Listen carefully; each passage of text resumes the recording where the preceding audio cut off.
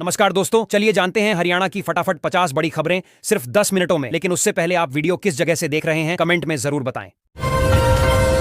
हरियाणा सरकार ने 3 लाख रुपए से कम वार्षिक आय वाले परिवारों के लिए बड़ी राहत की घोषणा की है। सरकार सब्सिडी प्रदान कर रही है, जिससे गरीब और मध्यम वर्ग के लोग आवश्यक वस्तुएं और सेवाएं आसानी से हासिल कर सकेंगे। योजना से आमजन की आर्थिक मदद होगी और जीवनयापन आसान बनेगा। हरियाणा सरकार ने इलेक्ट्रिक मोबिलिटी को बढ़ावा देने के लिए 200 ई बसें खरीदने को मंजूरी दी है। इन बसों के साथ राज्य भर में चार्जिंग इंफ्रास्ट्रक्चर का भी विस्तार किया जाएगा। इस पहल से प्रदूषण में कमी आएगी और सार्वजनिक परिवहन अधिक पर्यावरण अनुकूल व आधुनिक बनेगा। हरियाणा के हर जिला अस्पताल में 10 बेड का नशा मुक्ति वार्ड बनाया जाएगा।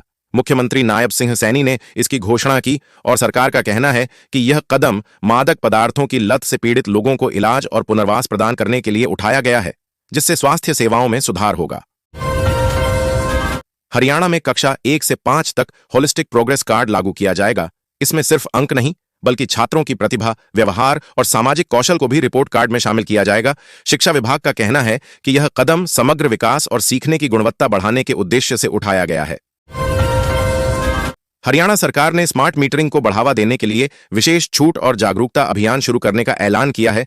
इसका उद्देश्य उपभोक्ताओं को स्मार्ट मीटर लगाने के फायदे समझाना, बिजली की बचत और सही बिलिंग सुनिश्चित करना है। अभियान से ग्रामीण और शहरी दोनों क्षेत्रों में जागरूकता बढ़ेगी।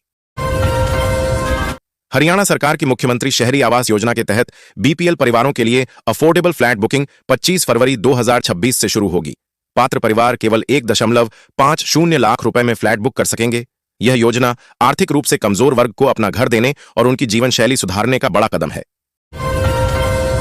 गुरुग्राम के किसानों के लिए बड़ी राहत। राज्य सरकार ने घोषणा की कि चुनिंदा किसानों को ट्रैक्टर आधे दाम में उपलब्ध कराया जाएगा। यह कदम कृषि सुधार और किसानों की आर्थिक मदद के लिए उठाया गया है। योजना से खेती में लागत कम होगी और उत्पादन बढ़ाने में मदद मिलेगी। हरियाणा सरकार ने बड़ा फैसला लिया है। अब राज्य के सरकारी खाते 2 प्राइवेट बैंकों में बंद कर दिए जाएंगे। अधिकारियों का कहना है कि यह कदम लेन देन में पारदर्शिता बढ़ाने और वित्तीय प्रबंधन सुधारने के उद्देश्य से उठाया गया है। मारुति सुजुकी ने IMT खरखौदा में अपनी दूसरी उत्पादन यूनिट में अप्रैल 2026 से उत्पादन शुरू करने की घोषणा की है। कंपनी ने इस परियोजना में 6000 करोड़ रुपए का निवेश किया है। अधिकारियों का कहना है कि नई यूनिट से उत्पादन क्षमता बढ़ेगी और स्थानीय रोजगार के अवसर भी सृजित होंगे। हरियाणा सरकार ने 12,500 नए पदों पर जल्द भर्तियां शुरू करने की घोषणा की है। युवाओं को राज्य और देश के साथ साथ विदेशों में रोजगार के अवसर भी मिलेंगे। यह कदम बेरोजगारी कम करने और युवाओं को बेहतर भविष्य देने के उद्देश्य से उठाया गया है। हरियाणा में अवैध कचरा डंपिंग पर कड़ी कार्रवाई हुई। राष्ट्रीय हरित अधिकरण ने 7,705 चालान काटे और कुल 63 लाख रुपए का जुर्माना वसूला। अधिकारियों और निगमों को चेतावनी दी गई कि वे कचरा प्रबंधन नियमों का पालन करें। यह कार्रवाई पर्यावरण संरक्षण और साफ सफाई सुनिश्चित करने के लिए अहम कदम मानी जा रही है। हरियाणा में सड़क हादसे में मृतक के परिवार को हाई कोर्ट से बड़ी राहत मिली। न्यायालय ने मृतक के परिजनों को मुआवजा 21 लाख रुपए से बढ़ाकर 35 लाख रुपए करने का आदेश दिया। यह फैसला सड़क सुरक्षा और पीड़ित परिवारों के वित्तीय संरक्षण को मजबूत करने की दिशा में अहम माना जा रहा है। हरियाणा में जमीन का मालिकाना हक हासिल करने वाले लोगों की राह में कागजात अधूरे और प्रशासनिक लापरवाही बड़ी बाधा बन गई है।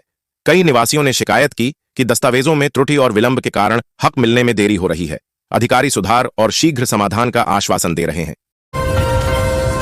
हरियाणा में इनेलो ने ऐलान किया कि वह सरकार द्वारा रद्द किए गए 14 लाख पीले राशन कार्डों का मुद्दा विधानसभा और जनसभाओं में उठाएगी।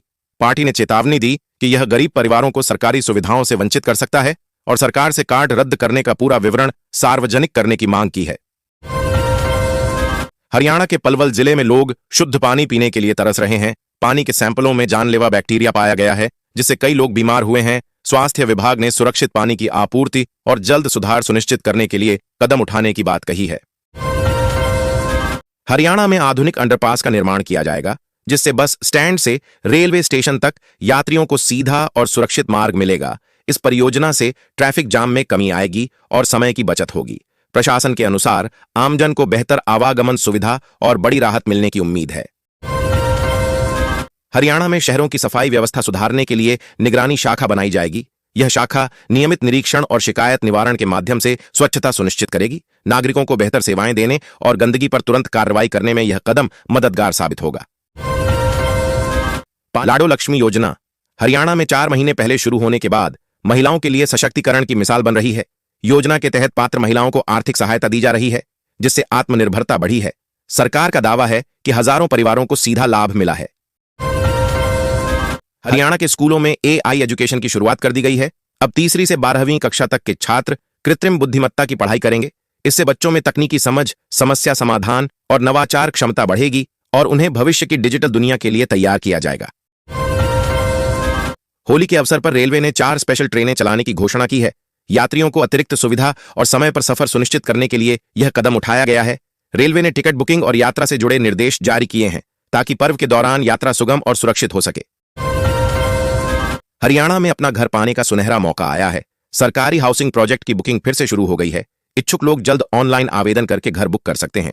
योजना से मध्यम और कम आय वर्ग के परिवारों को किफायती आवास का लाभ मिलेगा। हरियाणा में ऑनलाइन ड्रॉ में 8 किसानों को ट्रैक्टर सब्सिडी का मौका मिला। चयनित किसानों को ट्रैक्टर खरीदने पर 3 लाख रुपये की सब्सिडी दी जाएगी। यह योजना SC किसान और आधुनिक कृषि उपकरण के लिए है। दस्तावेज जमा करवाकर ही सब्सिडी राशि का लाभ मिलेगा। सोनीपत रेलवे स्टेशन का नवीनीकरण हो चुका है।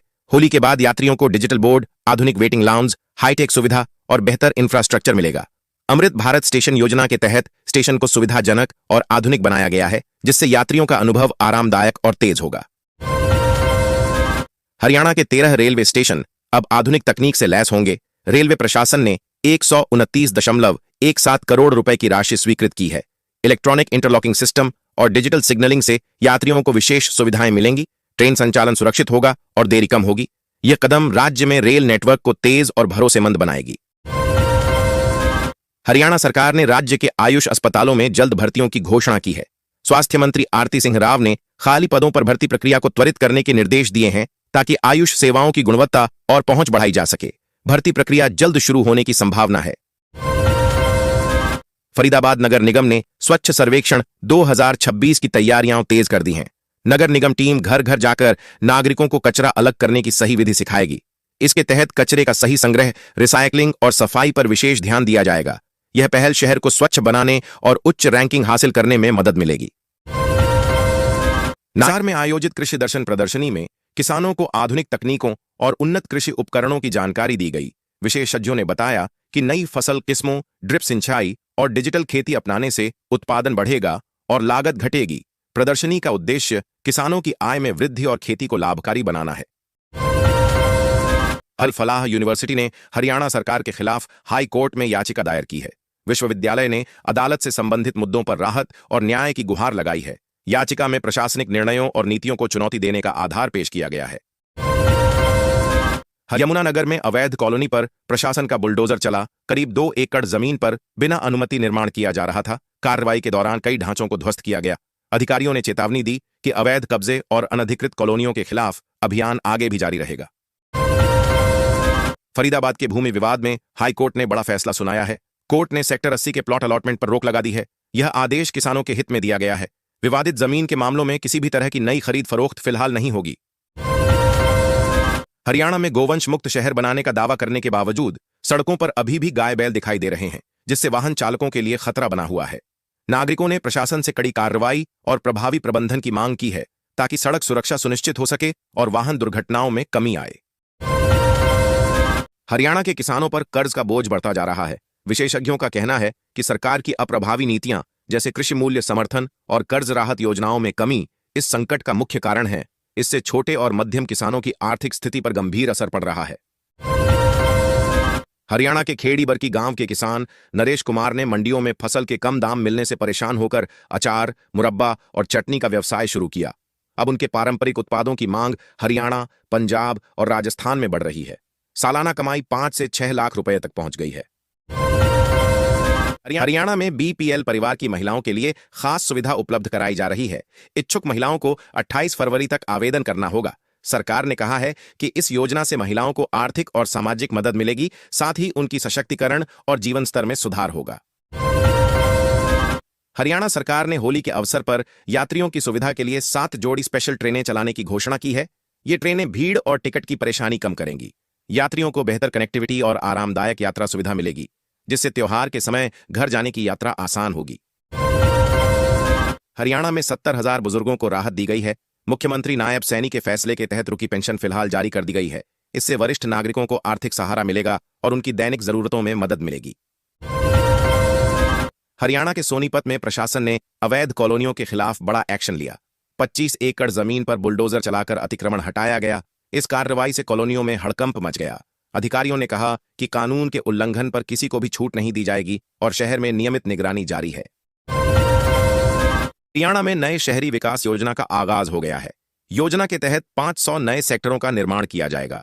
इससे आवास, बुनियादी ढांचा और व्यापारिक क्षेत्र विकसित होंगे, रोजगार के अवसर बढ़ेंगे और राज्य के शहरीकरण को सुव्यवस्थित तरीके से आगे बढ़ाने में मदद मिलेगी। हरियाणा सरकार ने सौर ऊर्जा योजना की शुरुआत की है। इस योजना के तहत किसानों और ग्रामीण इलाकों में सस्ती और स्वच्छ बिजली उपलब्ध कराई जाएगी। सौर पैनलों से बिजली उत्पादन बढ़ेगा, ऊर्जा पर खर्च कम होगा और हरियाणा में पर्यावरण संरक्षण के साथ रोजगार के अवसर भी मिलेंगे। हरियाणा में 12वीं पास युवाओं के लिए सरकारी नौकरी का मौका आया है। राज्य सरकार ने फॉरेस्ट गार्ड के 789 पदों पर भर्ती प्रक्रिया शुरू कर दी है। इच्छुक उम्मीदवार जल्द आवेदन करें, क्योंकि यह युवाओं के लिए स्थिर सरकारी रोजगार और भविष्य सुनिश्चित करने का अवसर है। हरियाणा के किसान मौसम के अनियमित बदलाव से परेशान हैं। गर्मी और बारिश के बीच फंसी फसल को नुकसान का खतरा बढ़ गया है। कृषि विशेषज्ञों ने समय पर सिंचाई और सुरक्षा उपाय अपनाने की सलाह दी है, ताकि फसल को बचाया जा सके और किसानों की आय सुरक्षित रखा जा सके। हरियाणा सरकार ने 31 मार्च 2027 तक राज्य में 2.22 लाख घरों की छतों पर रूफटॉप सौर प्रणाली लगाने का लक्ष्य रखा है। यह कदम स्वच्छ ऊर्जा को बढ़ावा देने और बिजली खर्च कम करने के उद्देश्य से प्रधानमंत्री सूर्य घर मुफ्त बिजली योजना के तहत उठाया गया है, जिसमें वित्तीय सहायता भी दी जाएगी। हरियाणा में उद्योगों को सरल मंजूरी प्रक्रियाएं और पारदर्शी व्यवस्था मिलने से प्रोत्साहन मिल रहा है। नई नीतियों के तहत निवेशकों को कम समय में लाइसेंस और अनुमतियां मिल रही हैं। इससे राज्य में उद्योग लगाना आसान हुआ है, रोजगार के अवसर बढ़े हैं और आर्थिक विकास में तेजी आई। हरियाणा सरकार ने स्कूलों का समय बदलने का ऐलान किया है। सोमवार से स्कूलों की नई टाइमिंग लागू होगी। प्राथमिक और माध्यमिक स्कूल अब सुबह 8 बजे से दोपहर 2 बजे तक खुलेंगे। इस बदलाव का उद्देश्य बच्चों के पढ़ाई लिखाई और स्वास्थ्य पर सकारात्मक प्रभाव डालना बताया गया है। हरियाणा में 70,000 बुजुर्गों को बड़ी राहत मिली है। मुख्यमंत्री दुष्यंत सैनी ने रुकी हुई पेंशन जल्द जारी करने का आदेश दिया और अंतिम डेडलाइन तय की है। अब पात्र लाभार्थियों को पेंशन समय पर मिलने लगेगी, जिससे वरिष्ठ नागरिकों की आर्थिक चिंता कम होगी। हरियाणा में औद्योगिक क्रांति की शुरुआत हो गई है। नई औद्योगिक नीति से सरकार अंतर्राष्ट्रीय निवेशकों को आकर्षित करेगी। इससे राज्य में बड़े पैमाने पर फैक्ट्रियां और उद्योग खुलेंगे, जिससे लाखों युवाओं को रोजगार मिलेगा और हरियाणा की आर्थिक प्रगति में तेजी आएगी।